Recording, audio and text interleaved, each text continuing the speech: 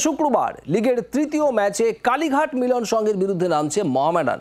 ঘরের মাঠে 3 পয়েন্টের লক্ষ্যেই নামবে সাদা কালো ব্রিগেড। খিদিরপুর ম্যাচের পুনরাবৃত্তি যাতে না হয় সেই লক্ষ্যেই ঘুঁটি সাজাচ্ছে দল।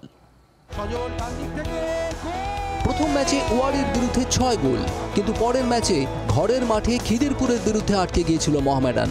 শুক্রবার লিগের তৃতীয় ম্যাচে কালীঘাট মিলন সংঘের বিরুদ্ধে খেলতে নামছেন তন্ময় ঘোষরা।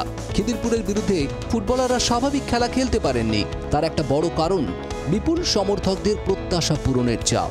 তাই কালীঘাট ম্যাচে বাড়তি সতর্ক মোহামেডান দল। ইতিবাচক মনোভাব নিয়েই খেলবে দল, দাবি ফুটবল সচিব দীপেন্দু বিশ্বাসের। আমরা ভালো ফুটবল খেলবো এবং আমাদের টিম কনফিডেন্ট আছে।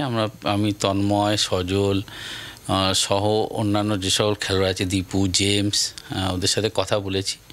ওরা সবাই কালকের ম্যাচটা ভালোভাবে জেতার পক্ষে আশাবাদী এবং আমরাও ওদের যা প্র্যাকটিস গতকাল দেখেছি তাতে মনে হয়েছে পরের ম্যাচটা আমরা ভালোভাবে আমাদের মাঠে জিতব। টানা চতুর্থবার লিগ জয়ের স্বপ্ন দেখছেন সাদা কালো সমর্থকরা, তবে সেই লক্ষ্য পূরণে এখনও পেরোতে হবে অনেকটা পথ। আর সেই পথে যে কাঁটার অভাব নেই তা কিছুটা বুঝিয়ে দিয়েছে খিদিরপুর স্পোর্টিং।